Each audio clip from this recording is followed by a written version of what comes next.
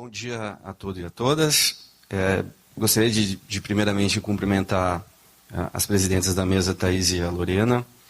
Dizer que foi um prazer sincero e honesto estar na presença tanto da professora Ana quanto da professora Soraya. Dizer que foram duas conferências muito instigantes e que merecem sim reflexão. Dizer que é um prazer estar compartilhar essa mesa com vocês. Gostaria também de agradecer o convite e agradecer ao IBDA-PP na figura do Luiz Gabriel e do Elmir, que fizeram o contato mais direto comigo e me convidaram para fazer parte do evento. Também meus sinceros agradecimentos. Na esteira do que ontem nós tivemos com uma bela homenagem ao professor Rômulo, que está aqui presente, gostaria de dizer que você é uma fonte de inspiração para todos nós e que você representa o Ministério Público que todos nós gostaríamos de ver nesse Brasil. Realmente é uma satisfação poder conviver no mesmo espaço-tempo que você e que tantos outros professores que conduzem, né, esse processo penal, pelo menos em uma seara crítica. É realmente um prazer, Rômulo. Também gostaria de cumprimentar vários amigos, Márcio, gostaria de um alô especial à Ana, a quem não via há muito tempo, ao Guilherme, a Bartira, ao André, e gostaria de começar com talvez na abordagem que eu desenvolva, com algumas questões que não soem tão simpáticas, especialmente a considerar o tempo que vivemos. Como tanto a Ana, eu não ia falar sobre isso, mas como tanto a Ana quanto a Soraya tocaram na questão do Ferraioli, para não me sentir excluído, eu também vou falar um pouquinho. E dizer que eu gostaria de trabalhar com o reverso da moeda, e inclusive partindo de uma discordância em relação ao Norberto Bobbio, que faz o prólogo do Direito e Razão, dizer que o poder punitivo ele não é irracional. Justamente ele se desenvolve segundo uma determinada racionalidade. E essa perspectiva é o que me motivou, há cerca de 2 anos, a desenvolver um trabalho sobre autoritarismo, quase que num ciclo de previsão sobre o que se acentuaria mais adiante, em pleno 2018, mas, sobretudo, dizer que a conformação, especialmente do Ferraioli, de que veritas non auctoritas facie legis, ela se camufla e se transforma justamente no seu oposto, especialmente num campo jurídico como o brasileiro, no qual o auctoritas non veritas facie legis, ou seja, que nós temos uma teoria da prova que efetivamente ela não é sujeita a inferências refutáveis, que nós temos uma lógica de condução e estrutura do processo penal que se desenvolve a partir de um determinado paradigma que tem no berço italiano a sua matriz, não direi genealógica, mas sim a matriz epistêmica que, a partir dali, acaba se espalhando e, de certa maneira, sobrevivendo. Porque não se trata apenas de compreender, em um determinado momento histórico, de como se constitui um determinado saber processual, mas como ele se ressignifica, para utilizar essa expressão da Butler, como ele se ressignifica e consegue, mesmo a partir da Constituição de 88, como ele consegue se manter. Essa é a pergunta talvez original, não entender apenas as questões de ruptura, mas também, por seu turno, as questões de permanência. Então, como havia dito, durante largo tempo, eu acabei estudando como se conformou, quais foram as razões sociopolíticas, econômicas, pelas quais na Itália o Código de 30, que é o código famoso de Mussolini e que tem uma base de direito processual penal que não nos é desconhecida, como esse código consegue ser implementado e por que ele foi o primeiro código do fascismo. Isso em explicações que poderiam ser dotadas de alguma carga retórica aqui, mas é o que eu prefiro não avançar. Mas o ponto na Itália fascista, o primeiro código alterado é o Código de Processo Penal. Na América Latina, o único código que nós não alteramos é o Código de Processo Penal. Isso diz muito em relação àquilo que se espera das performances do direito processual penal. Esse nosso código, em que pese pudéssemos dizer que ele é um código que replica, que espelha uma série de razões autoritárias, ele é basicamente composto por algumas estruturas que, nesse livro de 2018, eu procurei desenvolver. Mas, sobretudo, são coisas que nos atacam diretamente, inclusive, na própria advocacia criminal. Veja, um código que estabelece inúmeros poderes ao juiz, os chamados poderes ex officio, depositando na figura do magistrado toda a centralidade e execução do poder punitivo. Ou seja, se por um lado o próprio Ferraioli procura estabelecer um certo ar protetivo em relação às figuras de princípios e garantias fundamentais, por outro, o próprio Ferraioli reconhece os poderes de conotação e denotação que, por seu turno, vão estabelecer na própria pluralidade semântica, que é a estrutura da linguagem, o nosso déficit, digamos assim. Mas veja, um código que estabelece na figura do magistrado a autoridade suprema dentro do processo penal. Um segundo aspecto que esse nosso código desenvolve em paridade com o código ROCO é a distribuição do ônus da prova. Veja, em qualquer país em que a presunção de inocência possa, de alguma maneira, ser estabelecida enquanto norma probatória, não existe distribuição de ônus de prova. Eu, quando estudava, eu ouvi de professores que diziam, não, veja, as excludentes de ilicitude e culpabilidade, inclusive de tipicidade, elas são a cargo da defesa.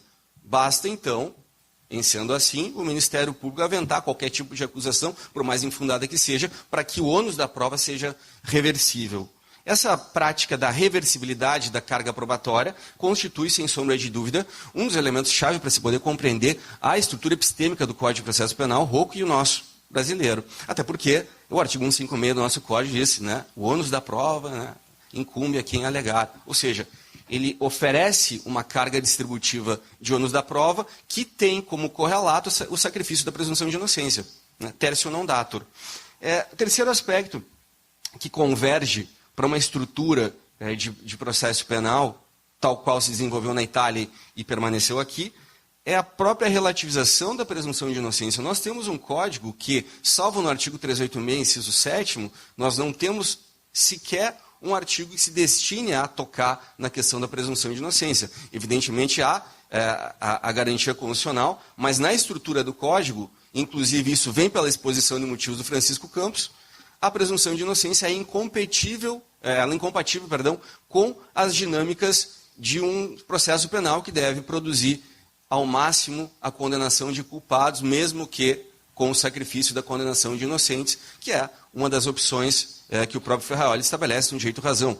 Qual é a dicotomia que nós temos? Um processo penal que procura ao máximo condenar os acusados com o custo de sacrificar a presunção de inocência de inocentes, ou, por outro lado, um código que procure salvaguardar os inocentes, mesmo que com isso o custo seja absolver alguns, entre aspas, culpados. Temos um Código de Processo Penal que, a partir do artigo 563, estabelece uma relativização plena das nulidades.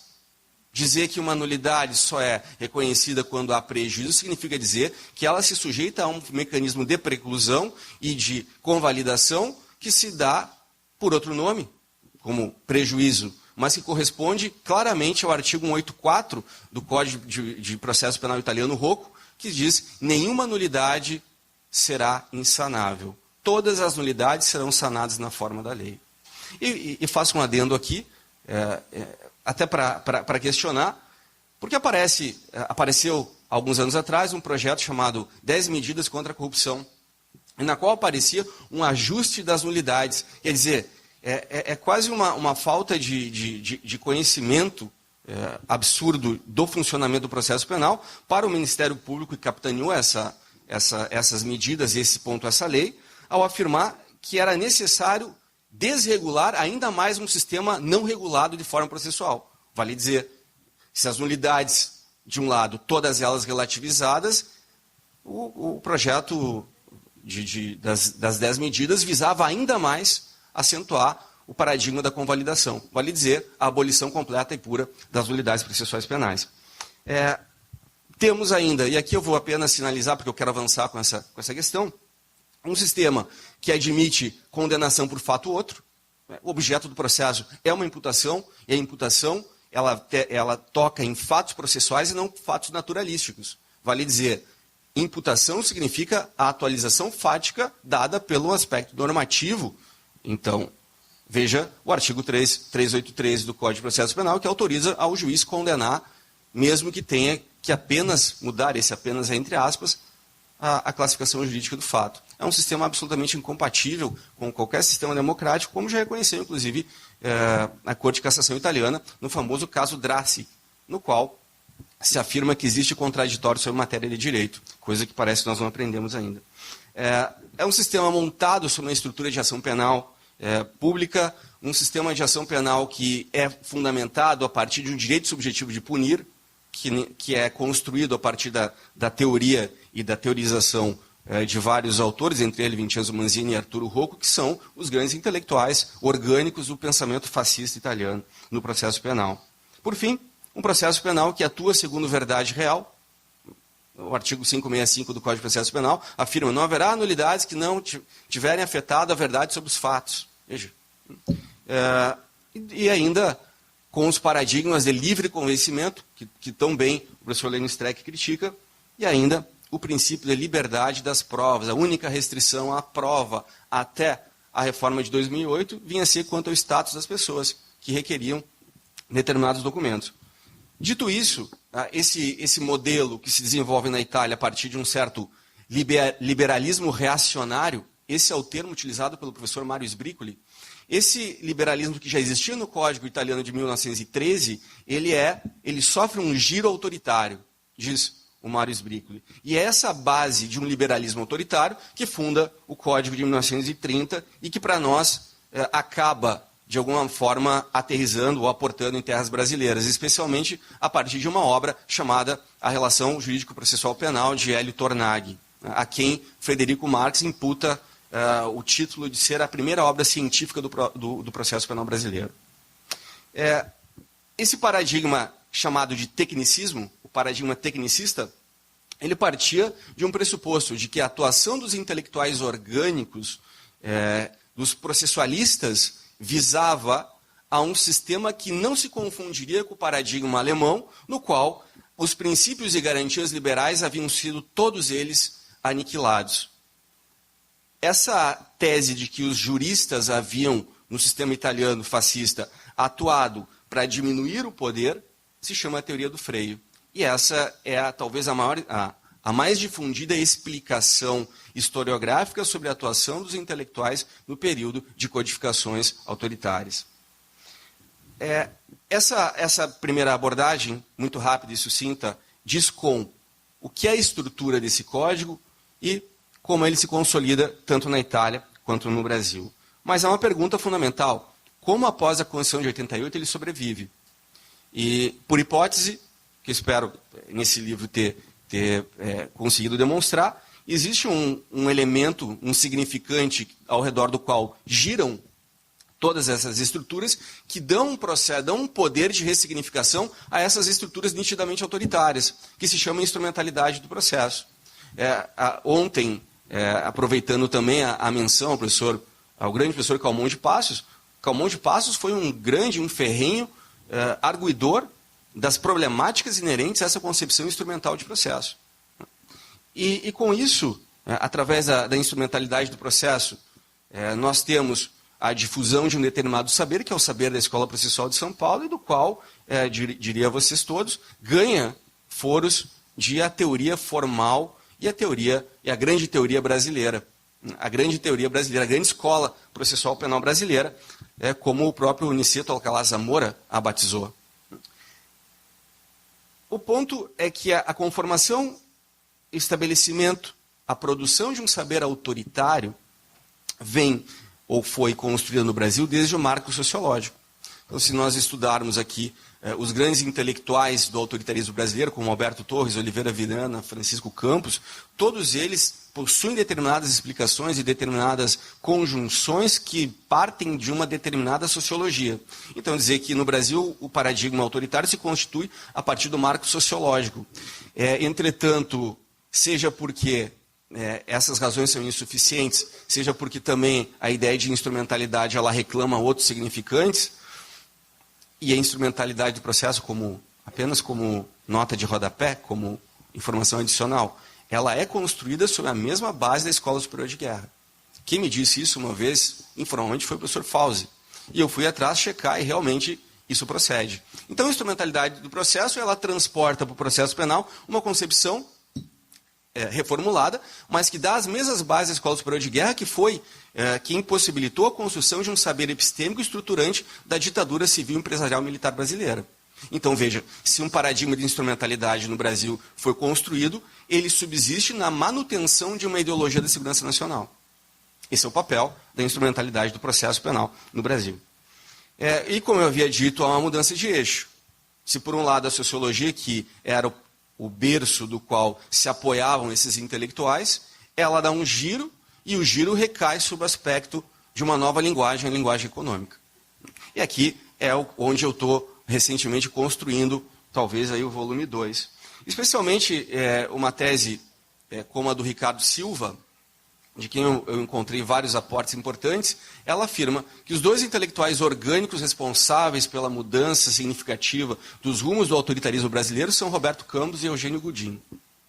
Dois deles, ambos, embora pudesse citar outros, que vão, digamos assim, alinhavar determinadas premissas que se acasalam muito bem com o neoliberalismo. E aí, aqui me parece importante tocar nesse ponto, neoliberalismo não considerado como uma mutação estrutural de políticas públicas, seja por conta da crise do petróleo, seja por qualquer outro motivo, mas do neoliberalismo como racionalidade ou como epistemologia. Essa é a maneira que se pode conceber e entender uma esfera de mercadorização e comodificação das estruturas da nossa vida. De como a linguagem econômica ela permeia todas as nossas facetas, todas as dimensões da vida, inclusive, não poderia deixar de ser, do próprio processo penal.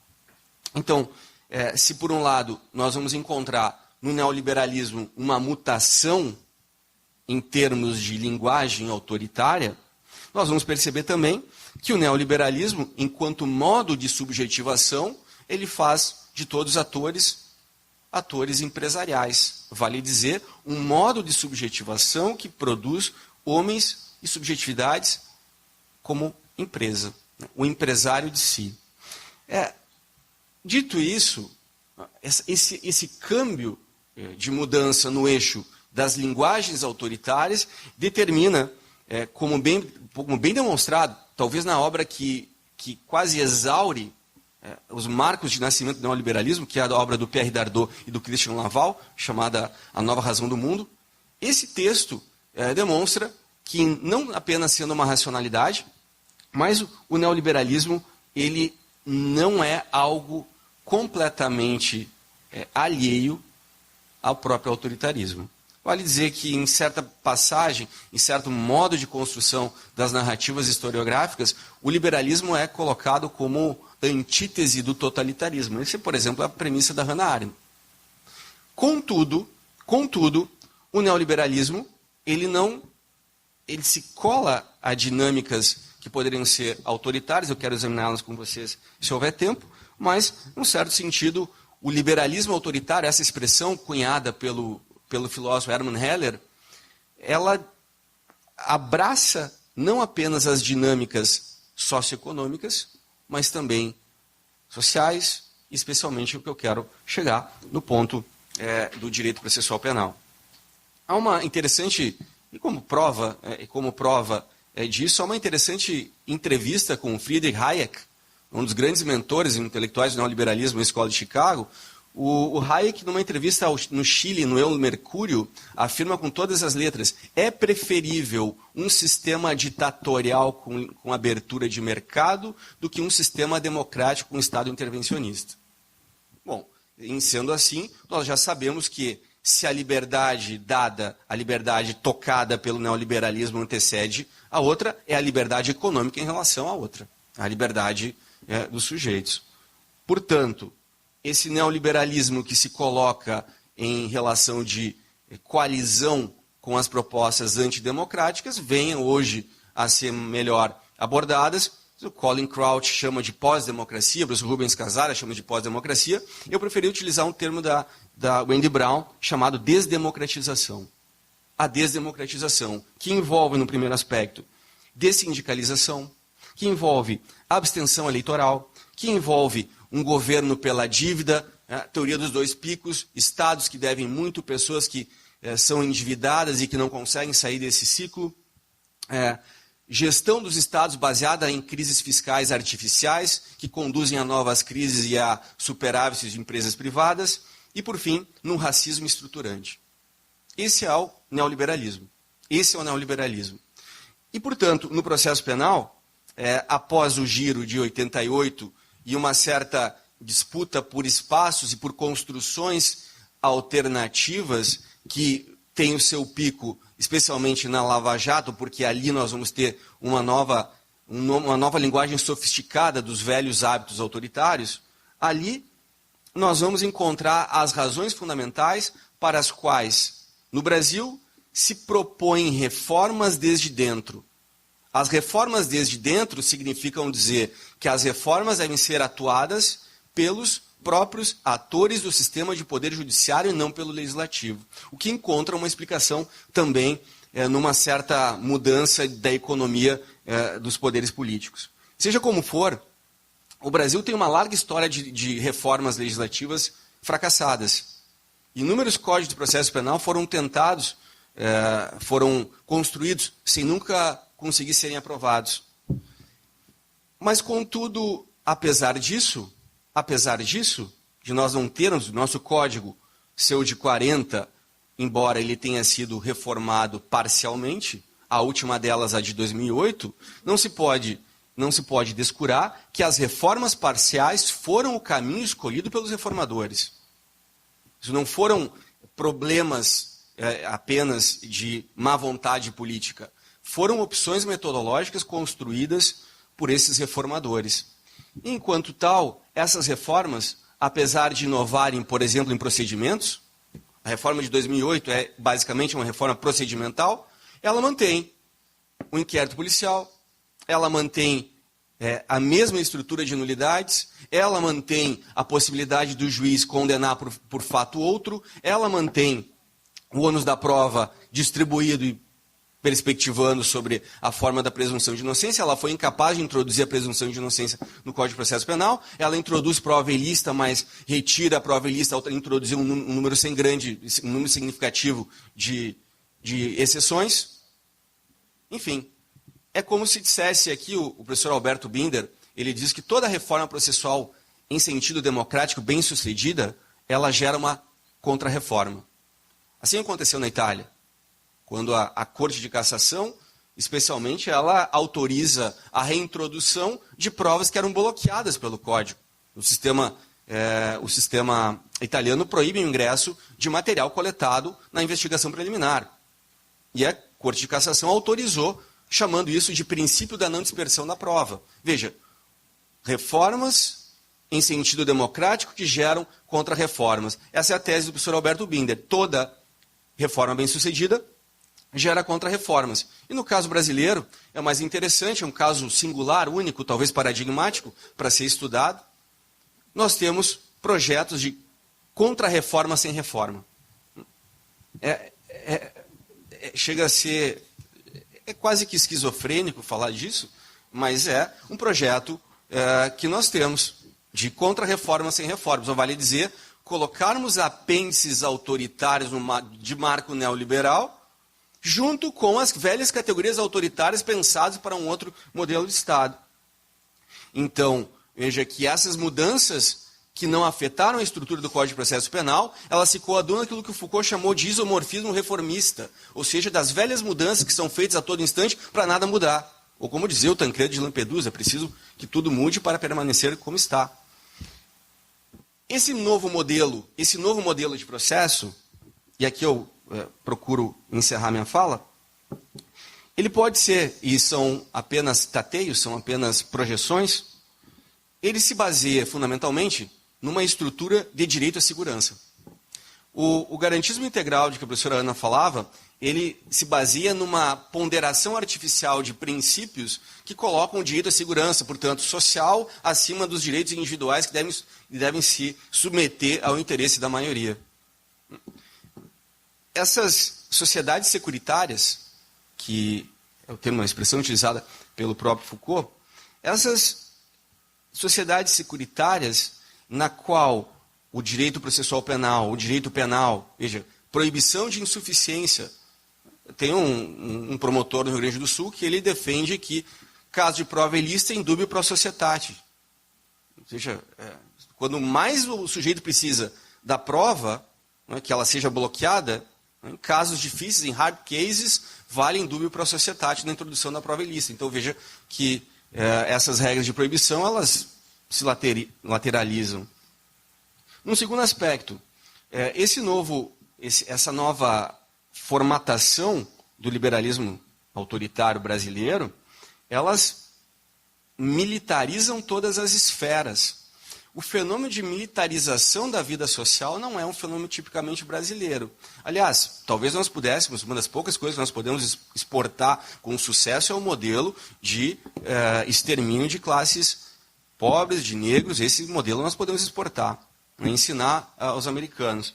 Mas esse modelo de militarização de todas as esferas, e que hoje se estabelece especialmente pelas lógicas, né, dos algoritmos, esse modelo ele está baseado numa técnica de contra-insurgência e que tem como alvo principal a transformação de movimentos sociais em terroristas. A lei antiterrorismo é um espaço considerável para essas dinâmicas. Então, num segundo aspecto, se por um primeiro eu tenho um direito à segurança que vai conduzir determinadas ponderações artificiais no corpo do processo, por outro lado, fora mesmo do processo, nós vamos garantir que nós tenhamos, com sucesso, políticas de extermínio e políticas de contra-insurgência que impedem movimentos sociais da sua autêntica manifestação contrária ao regime autoritário, como é de se esperar. Essas guerras securitárias, por assim dizer, o termo do Stephen Graham, essas guerras securitárias, elas tocam no processo penal a ponto de a própria linguagem que nos coloca em face de problemas ser ela própria militar. Vale dizer, combate à corrupção, combate à lavagem de dinheiro. O combate é militarizado. Isso é um artigo da década de 90 escrito pelo Cornelius Pritwitz, da lógica da militarização do direito penal. Eu adendaria do processo penal também. Um terceiro aspecto que eu reputaria importante na compreensão desse novo modelo de processo penal, que não rompe com os velhos autoritarismos, bem claro, é o paradigma da lavagem de dinheiro. Como é possível admitir-se uma norma que identifica que no caso de sequestro de bens caiba ao acusado provar a origem lícita? E quais são os mecanismos reflexos de uma não prova da licitude dos bens sobre o processo penal de conhecimento? O paradigma da lavagem de dinheiro é o paradigma introduzido pelos Estados Unidos a partir da década de 80, que vai redundar no próprio Grupo de Ação Financeira, no GAFI, e que introduz nada menos, nada mais do que programas de integridade, como compliance, acordos de leniência, e que, como demonstrou por A mais B um autor chamado Brandon Garrett, num texto irônico, mas importante também, too big to jail, né? Ou seja, que os acordos de leniência só beneficiam as grandes corporações. Os únicos que conseguem fazer grandes acordos e se safar de punições são as corporações, portanto, muito grandes para prender. A própria lavagem de dinheiro, se nós atentarmos para as últimas movimentações no cenário latino-americano, América Central e o Caribe, nós tivemos nada menos do que 8 casos de perseguições políticas envolvendo a lavagem de dinheiro. Quando a lavagem de dinheiro se autonomiza, sem que seja claro qual é o tipo penal de base, nós permitimos que ela seja utilizada como arma política. O Brasil também conhece um caso como esse.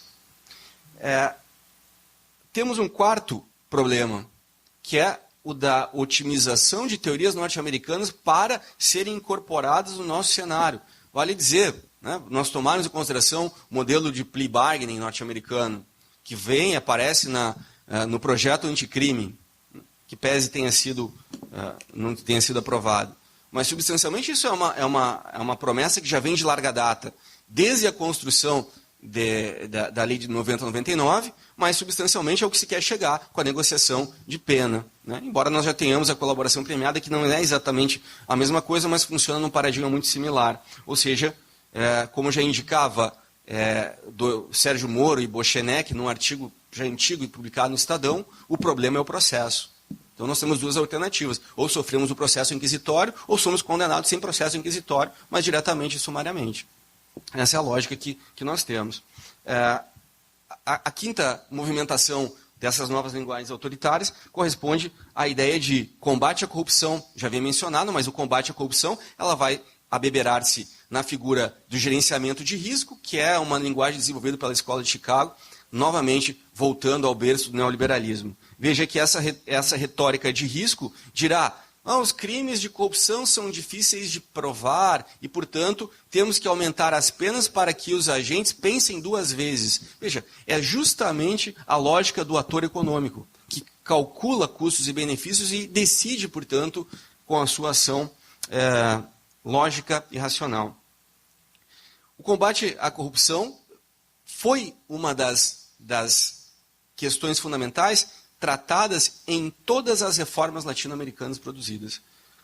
Parte considerável das concessões feitas em termos de garantias foi em homenagem ao combate à corrupção. E aí, eu não vou me abster de avançar, mas eu posso depois passar material para você se tiver interesse nisso.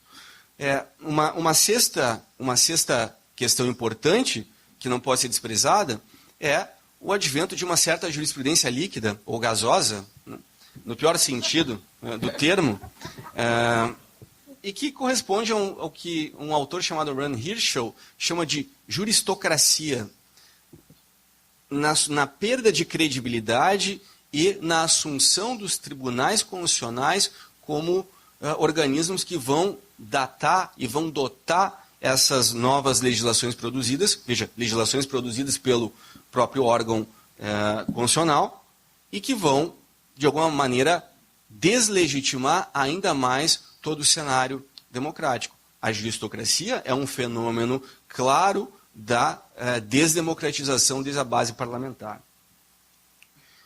Uma sétima questão que não pode deixar de ser notada é a atuação política de determinados sujeitos que deveriam se encarregar unicamente de processos no sentido estrito da coisa.